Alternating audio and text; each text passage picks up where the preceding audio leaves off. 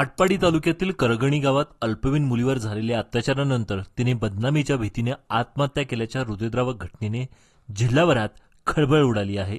या प्रकरणातील 4 संशयितांना अटक करण्यात आली असून तरी या आरोपींना कठोरात कठोर शिक्षा व्हावी अशी मागणी पीडितेच्या नातेवाईकसह आरपीआय कार्यकर्त्यांनी जिल्हाधिकारी कार्यालयाबाहेर निदर्शन करत केली।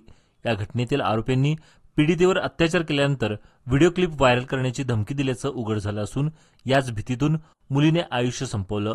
या संपूर्ण प्रकारामुळे करगणी परिसरात भीतीचं वातावरण निर्माण झालं आहे।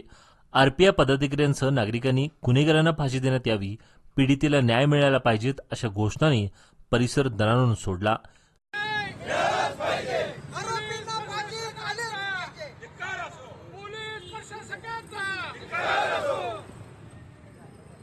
जिल्हाधिकाऱ्यांनी निवेदन देत तात्काळ कठोर कारवाईची मागणी करण्यात आली। या घटनेवर अनेक सामाजिक संघटनेने तीव्र प्रतिक्रिया व्यक्त केली असून बाल लैंगिक अत्याचार प्रतिबंधक कायद्याअंतर्गत कठोर कलमांतर्गत कारवाई करण्याची मागणी जोर धरू लागली आहे।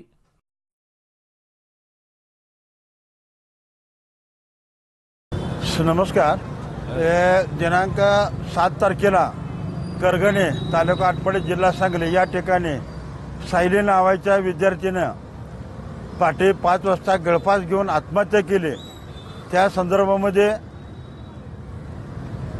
त्यांचं कुटुंब या ठिकाणी आलेलं आहे। त्यांचे सगळे आई वडील चुलता भाव या ठिकाणी सगळे करगणीचे ग्रामस्थ आम्ही रिपब्लिक पार्टी ऑफ इंडियाच्या वतीनं त्या कुटुंबांना भेट देऊन आठवले साहेबांनी सुद्धा त्या कुटुंबाशी संवाद साधलेला आहे। त्यांना आपण पाठिंबा देऊन त्या पीडित कुटुंबाला न्याय मिळावा यासाठी आरपीआयची सगळी जिल्हा टीम त्यांच्या पाठीमागे उभा आहे आणि त्यांना जाहीर पाठिंबा देण्यासाठी या ठिकाणी आमचे जिल्ह्यातले सगळे आमचे अशोक कांबळे साहेब, यशवंत भैया, पोपट कांबळे, अरविंद कांबळे, नवनीत कांबळे आणि सर्व जिल्ह्यातले टीम आम्ही या ठिकाणी उपस्थित राहिलेलं आहे। ही घटना अशी घडलेली आहे की सायली हिचा मृत्यू गळफास घेऊन झालेला आहे।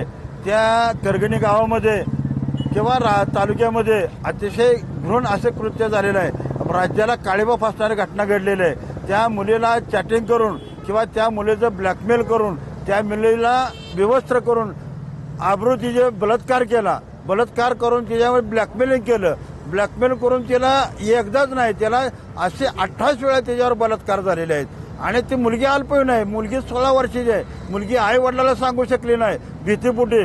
जर काय तुम्ही आम्हाला जर काय हे केलं किंवा तुला कोणाला सांगितलं तर हे फोटो आमच्याकडे आहेत असे म्हणून 28 वेळा तिच्यावर बलात्कार झालेले आहेत। आणि ही चौघच आहेत नाहीत असं राजू गेंड आहे, गायकवाड आहे, रोहित खरात आहे किंवा अन्य ते ही चौघच आरोपी नाहीत, अनेक आरोपी आहेत। परंतु ह्या आरोपींना पकडले नाही।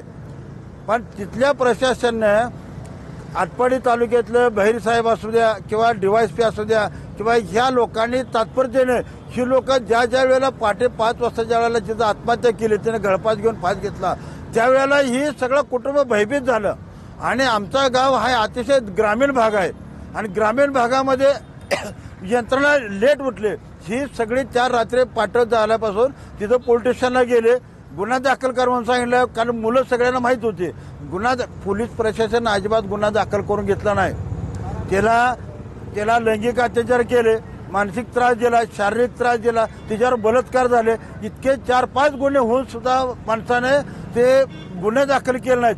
24-48 तासानंतर अनेक दबावापोटी त्यानंतर सगळं फोक्सोचा गुन्हा, बलात्काराचा गुन्हा दाखल झाला, अपहरणाचा गुन्हा दाखल झाला। हे 4 गुन्हे दाखल झाल्यानंतर प्रशासन आज ही तालुक्यामध्ये भीतीचं वातावरण, गुन्हे दाखल झाले। आरोपींना जर त्यांनी अटक केली नाही पोलिसांना, पोलिसाचं दुर्दैव असं आहे या देशाचे या राज्याचे गृहमंत्री माननीय देवेंद्र फडणवीस साहेब आहेत। या ठिकाणी इतकी मोठी घटना घडून या ठिकाणी साधा एसपी आणि कलेक्टर या ठिकाणी येऊ शकत नाहीत। म्हणजे आमची मुलगी काय पाकिस्तानात आली का? ती ह्या रहिवासी नाही का राज्याची? आम्ही माणसं नव्हत का?